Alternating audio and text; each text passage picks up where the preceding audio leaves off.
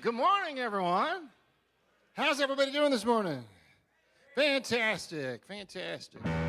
You know, last week I talked about it being fall and everything, how nice it was, and somehow summer came back, and it's kind of brutal out there, kind of warm. Oh, and whoever prayed for the Cowboys last week, thank you very much. Thank you very much. If you'd say a little prayer again today, I'd appreciate that. That'd be very helpful. Welcome to the Center of Unity. We are excited that you're here with us this morning, joining us this morning. And we got a great service for you. We're gonna get started. I was reading something this week, and it kind of went with this first song, and I'm going to share it with you. It says, mercy is the way to describe the mystery of God. It is more a description of something God does than who God is. And we say that a lot. We say that a lot here, you know, like goodness is who God is, not what God does. Love is who God is, not what God does. And according to Jesus says in Matthew, he says, mercy pleases me more than sacrifice. I thought, oh, that's interesting. I'll say that one again. Mercy pleases me more than sacrifice, because we're kind of turned around. We tend to think, oh, if I do, then I'm going to, you know, that will put me in good grace. That will get me what. But mercy is what pleases God. There's a word in Hebrew called hesed, and it means steadfast, enduring, unbreakable love. And it's also translated as loving kindness, or a covenant love, a promise. God has made a covenant, and he has made a promise to all of creation, to you, to all of creation, and he does not break that promise. God is love. His love is steadfast. His mercy is steadfast, and it is forever. Let's go ahead and get started on this song. Why don't you go ahead and join us? Let's stand up together. We're going to do this song.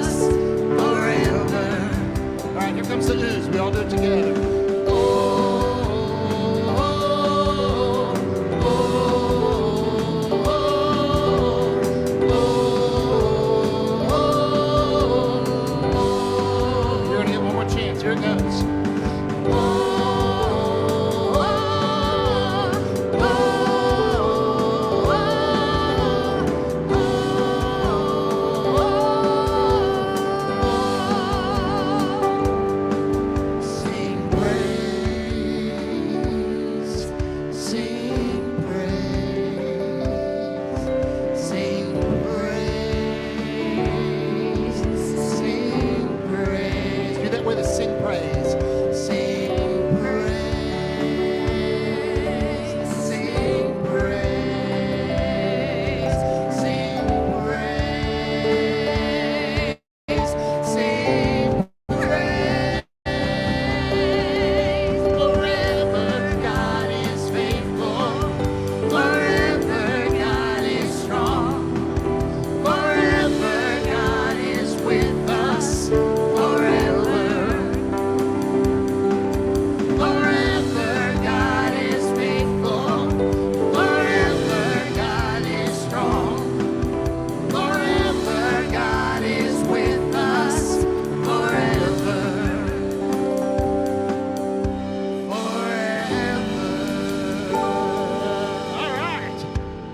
and be seated. Man, it is good to see everybody here this morning. It's good to see all of these great faces here. If you're joining us online, we want to say welcome to you as well. And if you'd put a little something in there, an emoji or a welcome or a good morning or something, just let us know that you're with us there this morning. We want to extend a special welcome to anybody that's new for us this morning. We would be grateful if you could maybe go to our website and fill out the Connect card there that's online. Actually, it's online. It's not a Connect card. It's online. You can fill out the little area there where you can connect with us. And if you're joining us here in person, there's a Connect card right there in front of you on the pew in the pocket, and you can pull that out and drop it in the offering basket a little bit later on. And we hope that this experience this morning is going to resonate with you. And that you will join us in this transformative work that makes a positive difference in the world. For that is what we're doing. That's our purpose. Transforming lives and inspiring people to make a positive difference in the world. Let's do that. We're going to say that together. Can we do that together? We're going to be transforming lives and inspiring people to make a positive difference in the world. All right, that's what we're doing. Let's do one more song.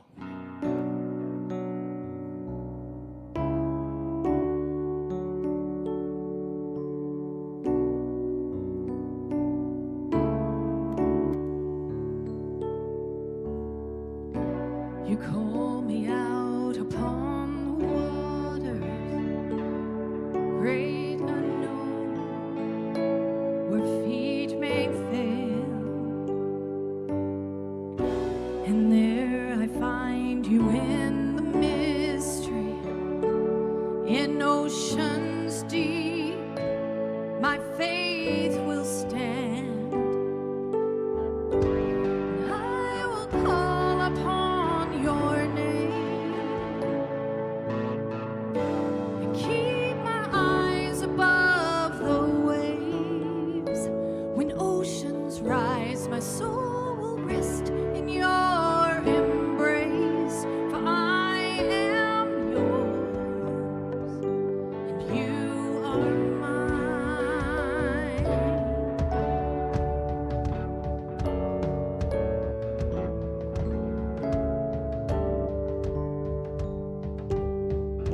Your grace abounds in deepest waters. Your sovereign hand will be my guide. Where feet may fail and fear surrounds me, you never failed and you won't start now.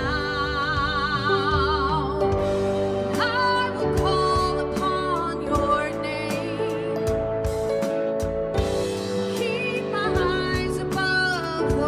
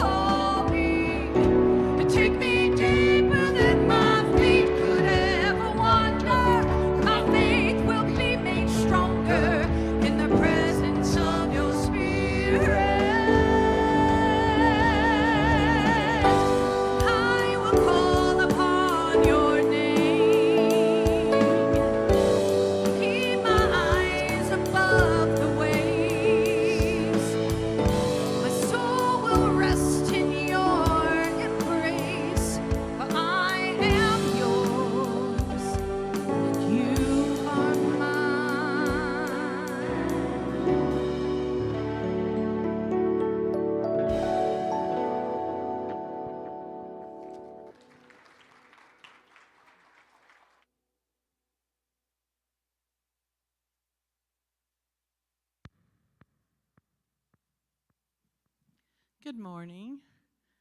I am Barbara, and this is June, and we're part of your care team. We'll be available over at the prayer room following the church service if anyone would like us to pray with them. The word for today is blessed.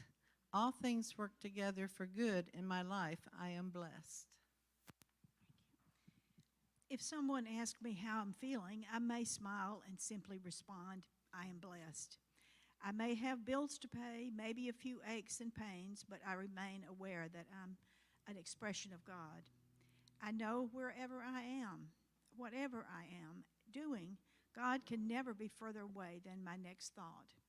While I may not believe challenging events are blessings, I will likely feel blessed when I respond from an awareness of God's guiding, loving presence within me. Rather than reacting anxiously, I proceed calmly and with confidence, trusting divine order. Rather than reacting anxiously, I proceed calmly. Knowing I'm blessed, I radiate faith that I pray helps others recognize the blessings of their own lives.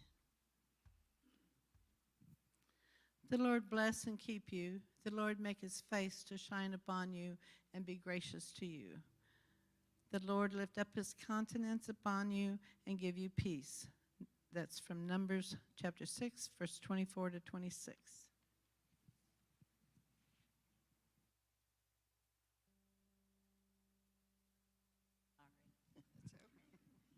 It's a little different here this morning. So we'll take this moment to hold in prayer a couple of our own people. Ganera has returned to us after some surgery, and we are so thankful for her recovery and her being back with the choir and with us. And Madeline, we hold in prayer as she goes to her surgery tomorrow, and we cover her with the knowledge that the physicians are divinely guided and that surgery is successful. So for these people and for all that are in the prayer box, all that we hold in our hearts and our minds, we know that Spirit is with us every moment, surrounding us, filling us with the joy of love, peace, and goodness. And we say thank you, thank you. Amen.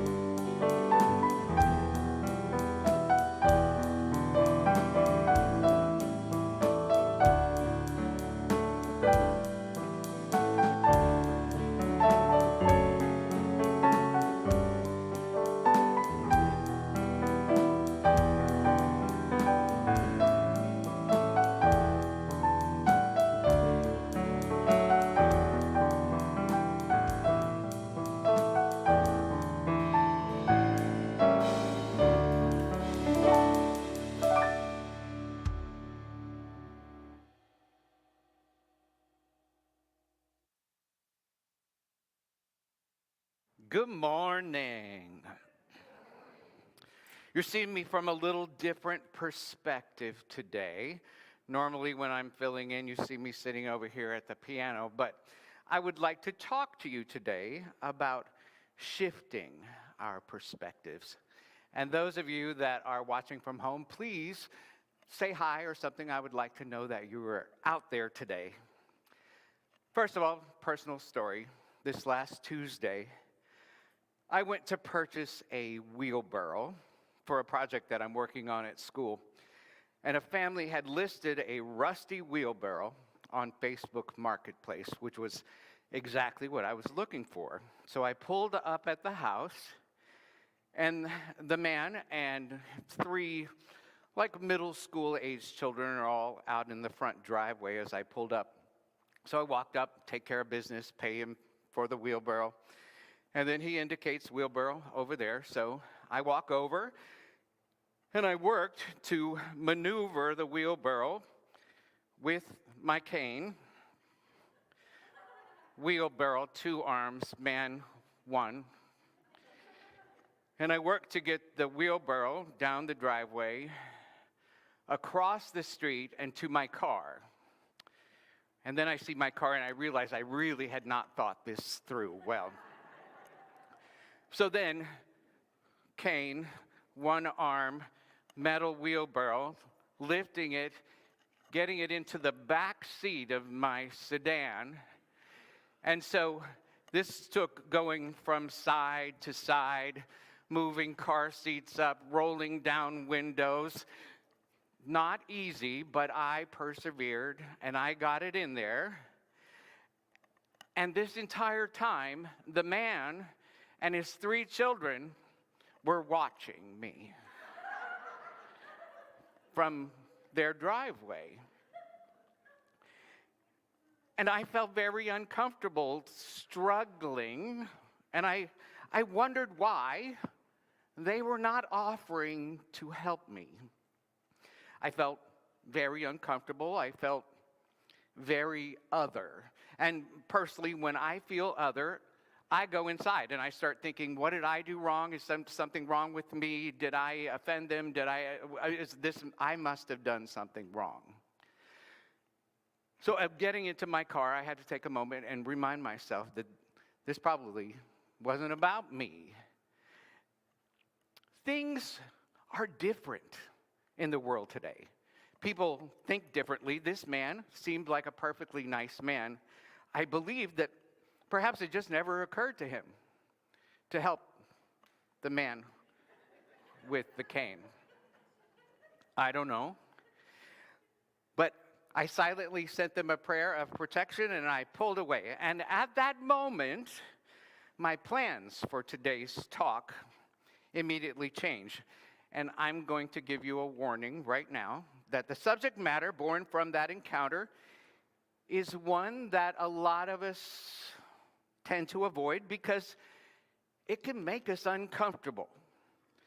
The subject matter for today requires thinking about loving difficult people.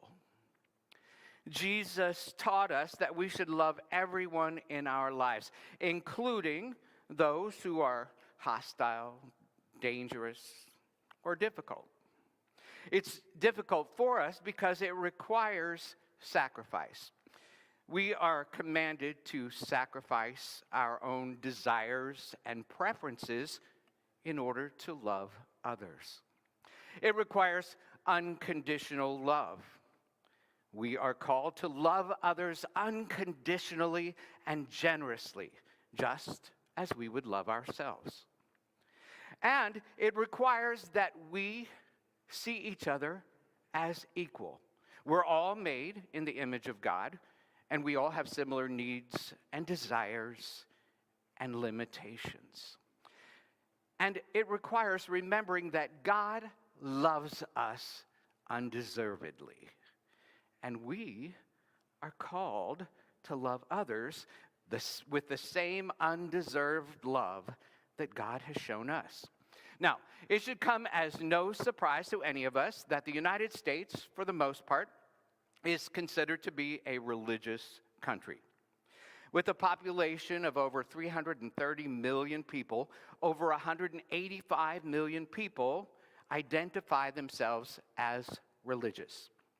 And the major religions in the U.S. are Christianity with 173 million people, Judaism with 7.5 million people, Islam with 3.54 million people, and Hinduism with 1.5 million people. And did you know that every single one of those groups consider the precept to love one's neighbor as a very important foundation block in their belief system? So while exploring this, I found that in Judaism, the Torah commands love your neighbor as yourself. The Hindu writings instruct this is the sum of duty. Do not unto others what you would not have them do unto you.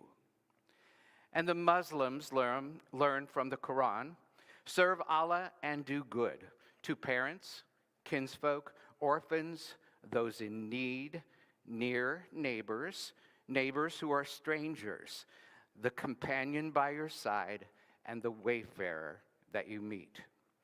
And of course, Christian scripture speaks often about the love of neighbor, such as, you shall love your neighbor as yourself. So love your neighbor is almost universally ascribed to. The phrase is often quoted and is often referred to as the golden rule. Many would consider it also an American value. Yet, there are daily examples of angry and violent acts perpetrated on others, on neighbors. Perhaps the word neighbor is being too narrowly defined. Perhaps those who need our love should be more specifically named. Love your neighbor. The person whose skin color is different from yours. Love your neighbor. The person whose political beliefs you do not agree with. Love your neighbor. The homeless person sleeping on the sidewalk. Love your neighbor. The person with a gender identity that you might not understand. Love your neighbor. The immigrant whose only crime is wanting a better life for their family. Love your neighbor. The thousands around the world suffering from the effects of war and famine. So I encourage all of us to broaden our horizons and to see all others as our neighbors. Love your neighbor. Desire what is best for them and encourage your neighbors to flourish. The end to divisiveness begins with us, each one of us. In Romans verses 13 through 19, the Bible gave us one of the ultimate spiritual calls to duty. Thou shalt not commit adultery, thou shalt not kill, thou shalt not steal, thou shalt not bear false witness, and thou shalt not covet, and thou shalt love thy neighbor as thyself.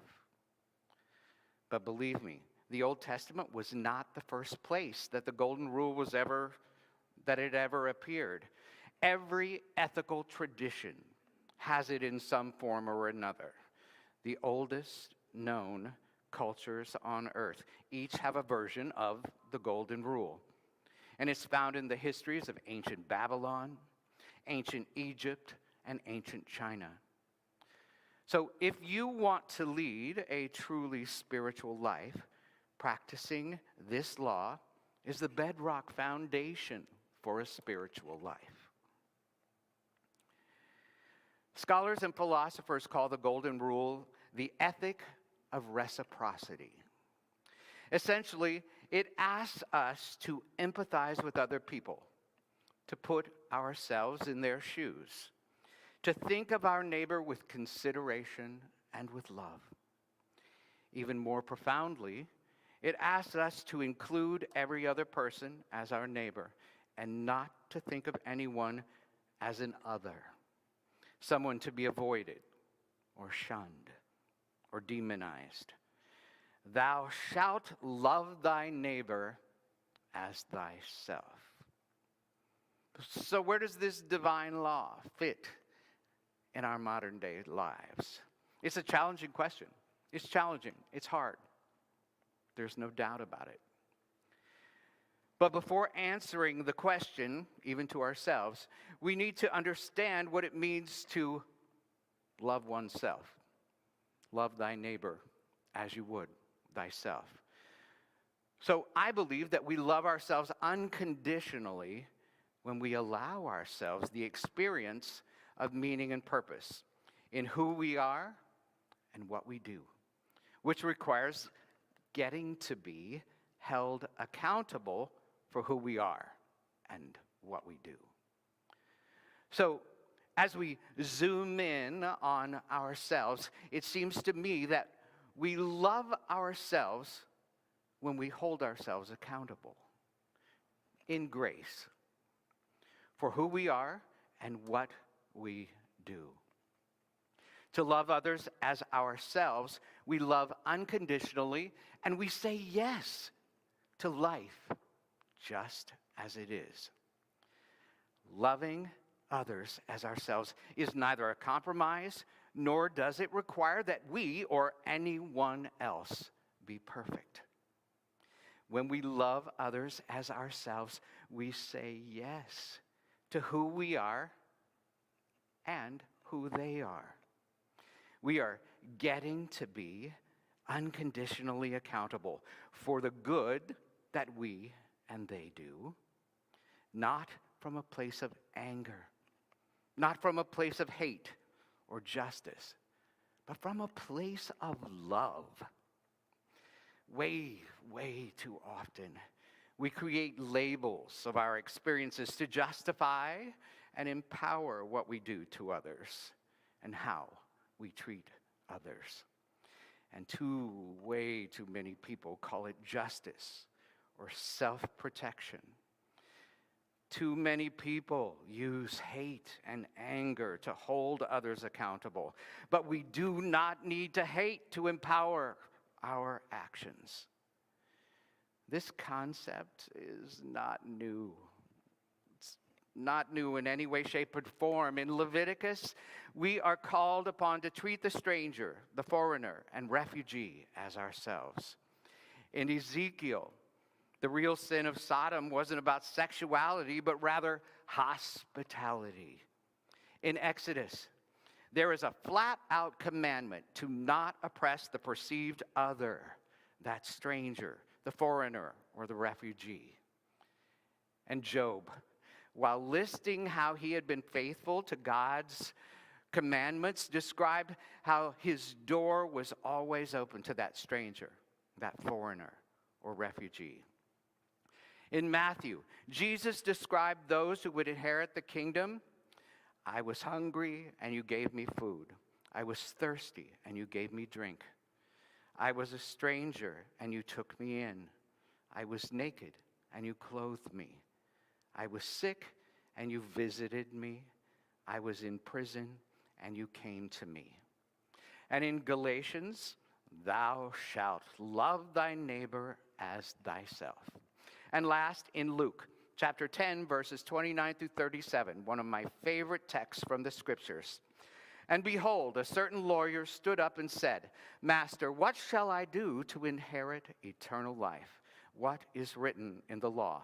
And Jesus answered, Thou shalt love the Lord thy God with all thy heart, and with all thy soul, and with all thy strength, and with all thy mind, and thy neighbor as thyself.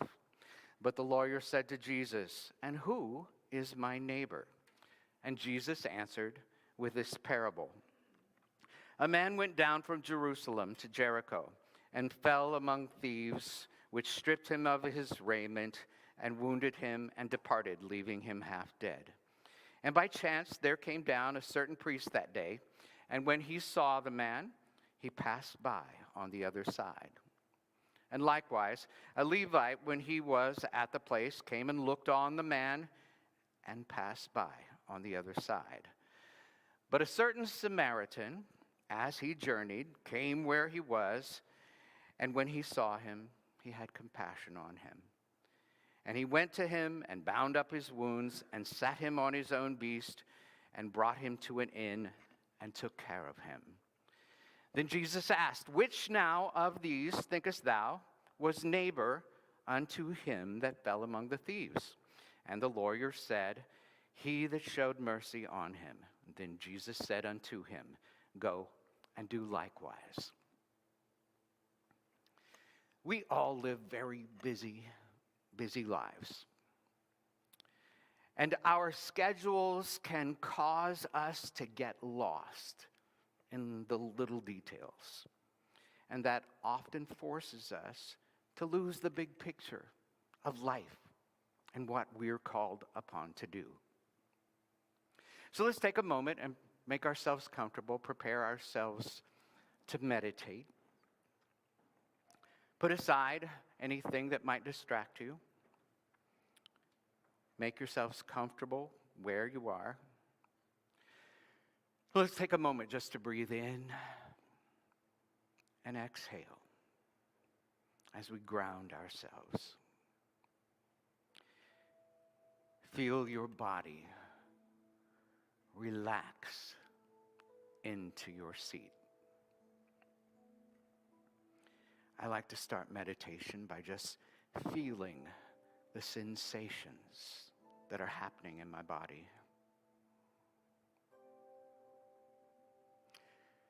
Let's imagine a warmth originating at the top of our heads and feeling a sense of relaxation trickle down from your head. That warmth spreading through your neck and down into your torso.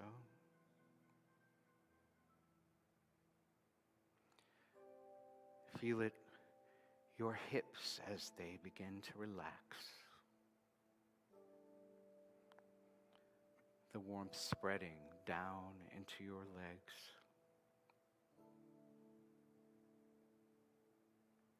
All the way down into your feet. Become aware of your breath in and out. Notice the feelings happening with each inhale and exhale.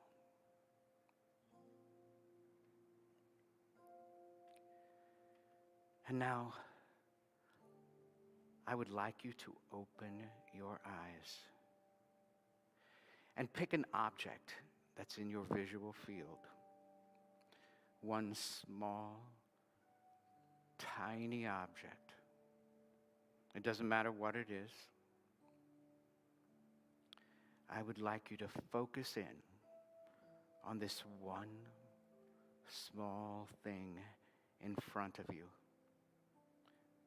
Intently focus. Examine every detail, the texture, the color, the shape of this tiny spot.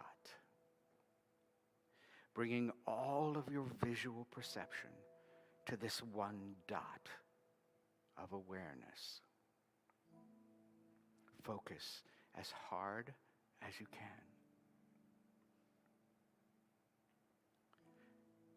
And now relax. Release all effort in this moment. Let your eyes relax. And as you become aware of your breathing once again, in and out, also notice what it's like now to see a bit more of a panoramic view of what is in front of you. You are no longer exerting effort to focus. You are simply allowing yourself to take in this view, to gaze at what's in front of you.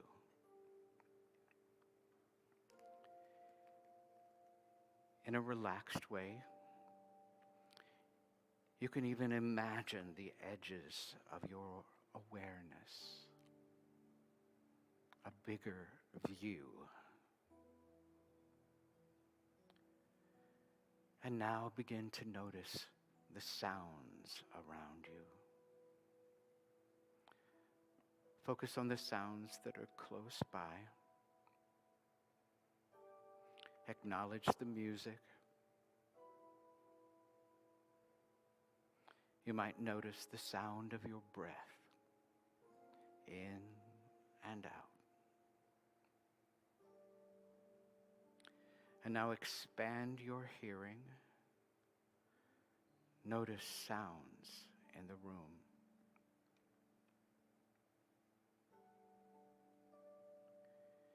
You might notice the air conditioning, a creak of a bench,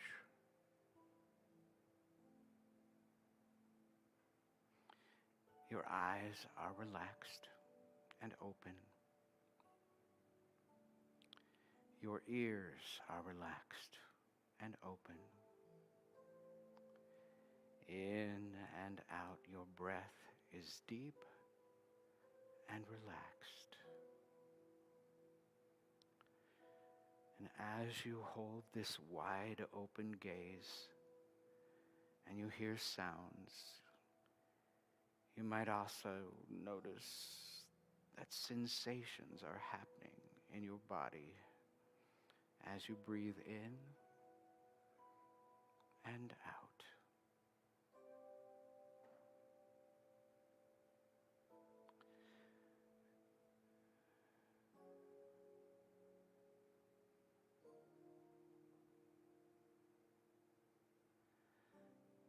Notice that your awareness, the scope of your mind, keeps getting bigger and broader, wider, vast. There's no attempt to change. We are relaxed into things as they are. You see this moment with this fresh, wide open view. If you feel even the slightest part of yourself wanting to push the focus of your eyes and ears, take a deep breath and let it go. Release all effort and stay in this relaxed, receptive view.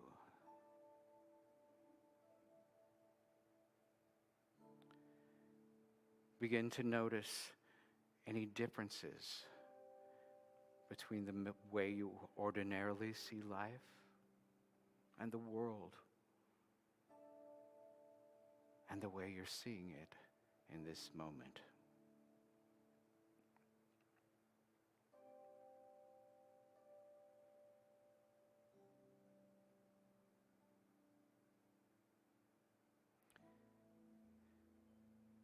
And now, you can bring yourself back to here, to now. Big breath. In and out.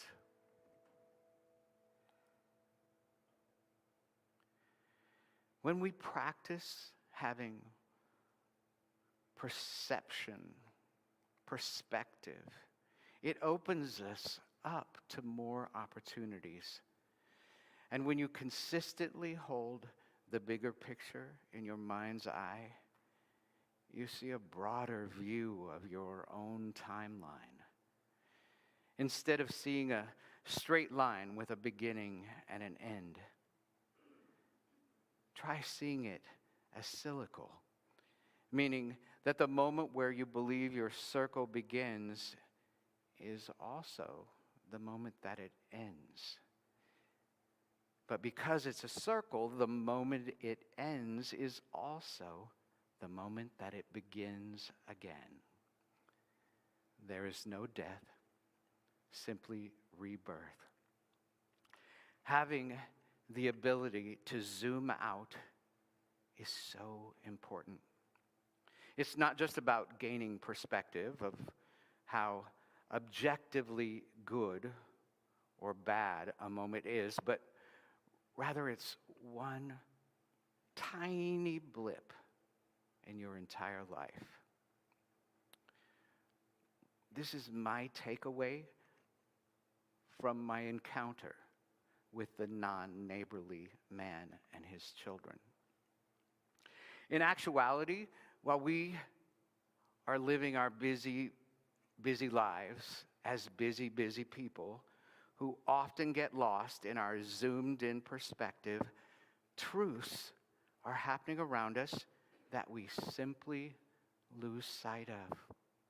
Sometimes our zoomed-in perspective blocks us from actually seeing what is happening around us.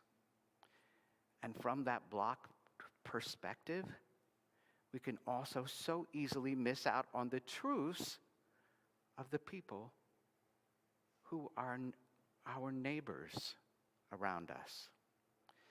Today, I challenge all of us to consider the big picture, because thinking about the big picture can actually help us make better decisions in our lives. Big breath in. And now, we're going to take some time to open ourselves and really enjoy the incredible musical stylings of Noel Salter, as we also experience a visual example of zooming out our perspectives as we see life from a distance.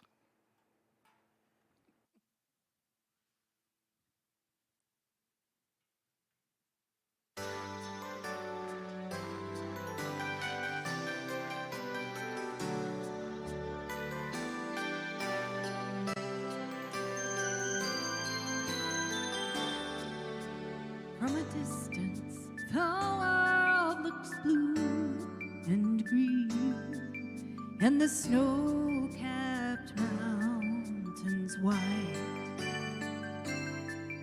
From a distance, the ocean meets the stream, and the eagle takes to flight. From a distance, there is harmony, and it echoes through the land.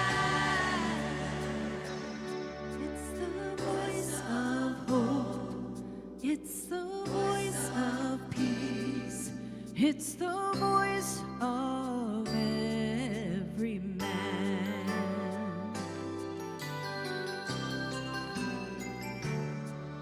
From a distance, we all have enough, and no one is in need.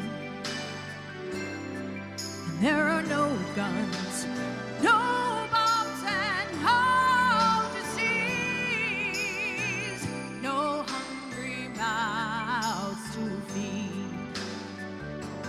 From a distance, we are instruments marching in a common band, playing songs of hope, playing songs of peace.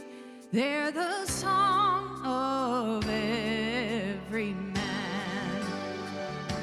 And God is watching us. God is watching us. God is watching us from a distance.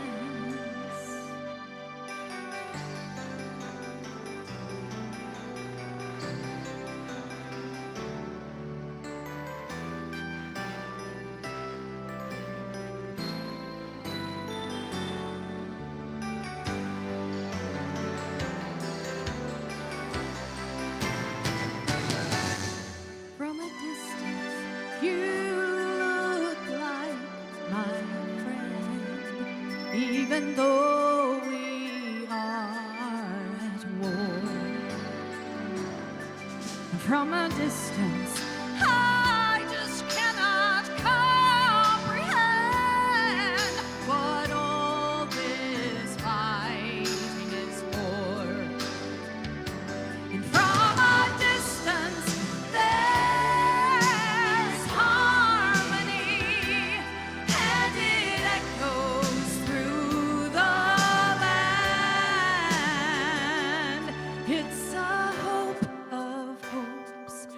It's the love of loves. It's the heart of every man. It's the hope of hopes. It's the love of loves. This is the song of every man. And God is watching us. And God is watching us. God is watching us from a distance. God is watching us. Yeah, God is watching. God is watching us from a distance.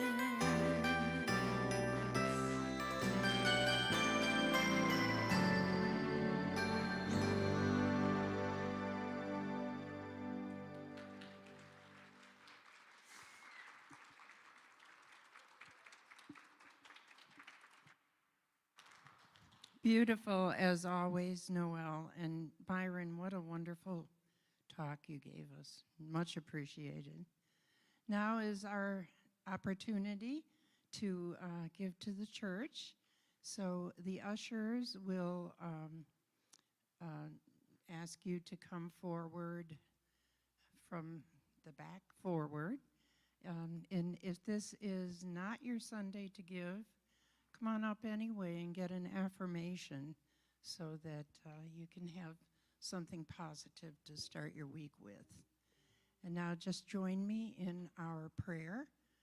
Divine love, through me, blesses and multiplies all that I have, all that I give, and all that I receive. Thank you, Father, Mother, God.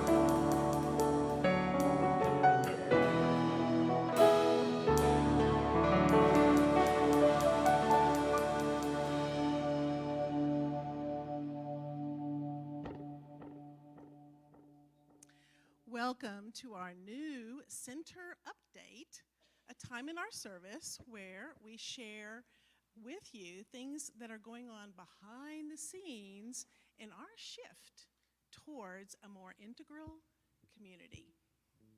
I'm Denise Teague, LUT and coordinator for the Spirit Group program. And for those newer to our community, Spirit Groups are a group of 5 to 10 people who gather together for about 7 weeks to deepen their connection with Spirit and each other through a transformative process. A service project, a prayer, meditation, and celebration.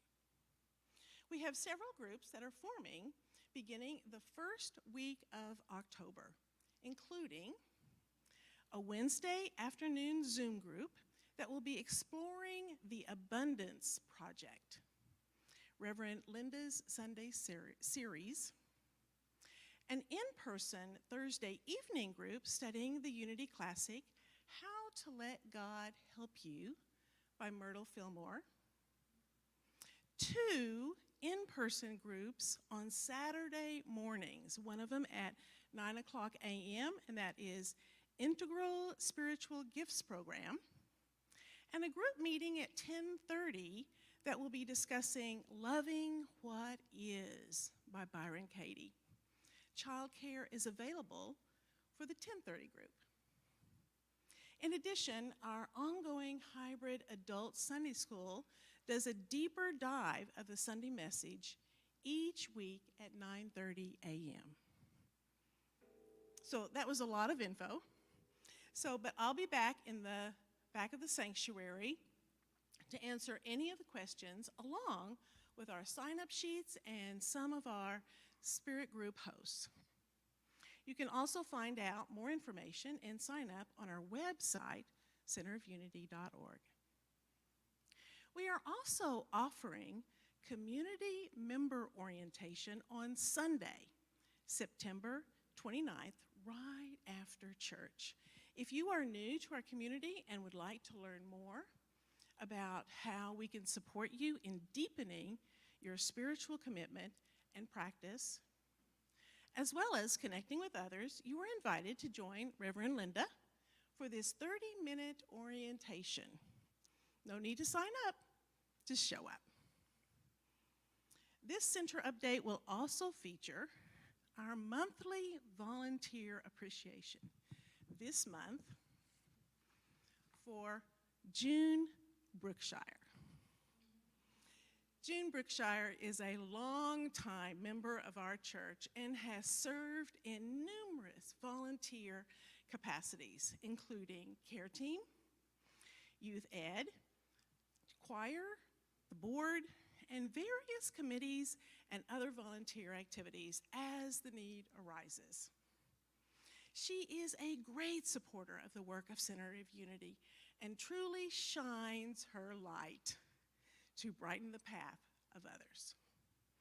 So to June, we love you, we bless you, we truly appreciate you, and we behold the Christ in you. Namaste.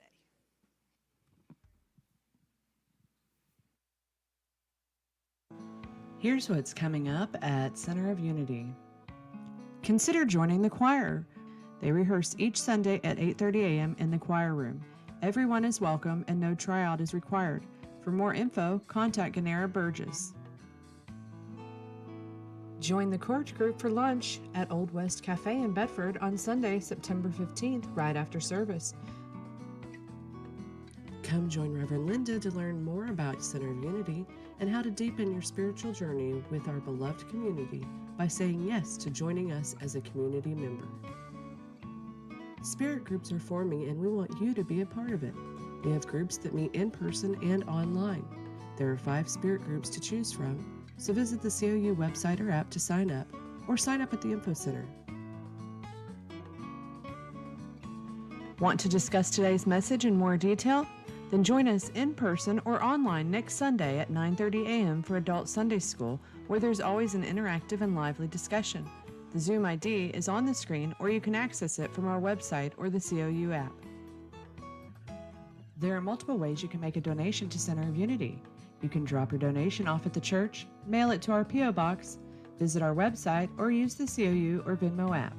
Your continued support is greatly appreciated.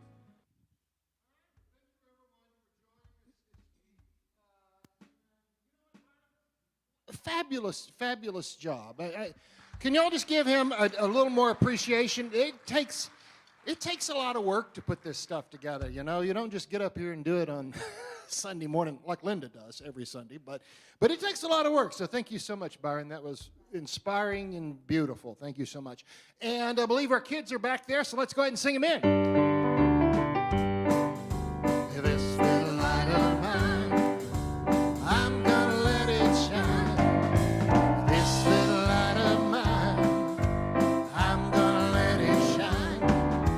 This little light of mine, I'm gonna let it shine. Let it shine, let it shine, let it shine. This little light of mine, I'm gonna let it shine.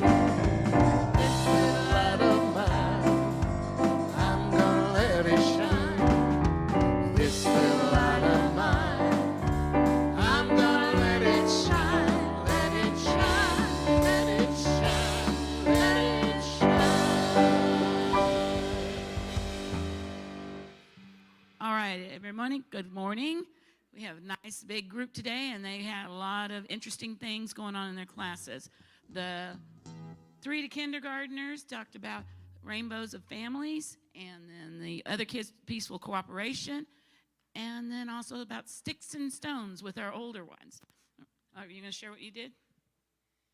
Today we grabbed Play-Doh and made a circle and talked about world peace and we're all connected.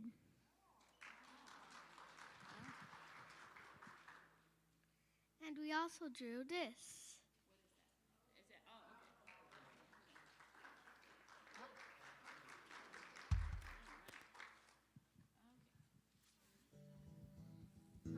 Today we learned about what is a part of your family. All right, so different kinds of families.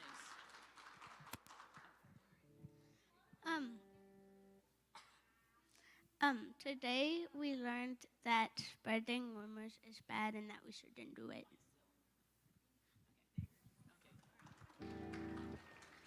Today we learned about how rumors can affect others. Today we learned about how physical harm can have the same kind of impact that mental harm can. So that mental harm can lead to physical harm, and that they kind of both feel the same way whenever it happens. And that impact can't be undone whenever it's already beset. All right, and then we have a special announcement from Lola. I'm raising money to go to Ireland for my high school band, where we'll be marching in the St. Paddy's Day Parade in Dublin, Ireland. So I'll be selling cookies in Fellowship Hall if you want to stop by. All right, and any parents for your 4th grade up kiddos, they have a flyer about an event we're having next Saturday here at the church.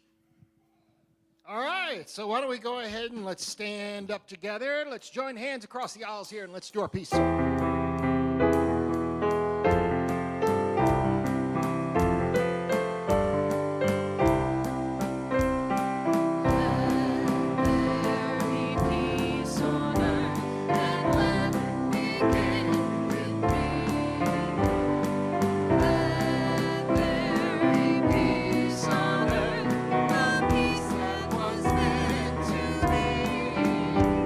With God as the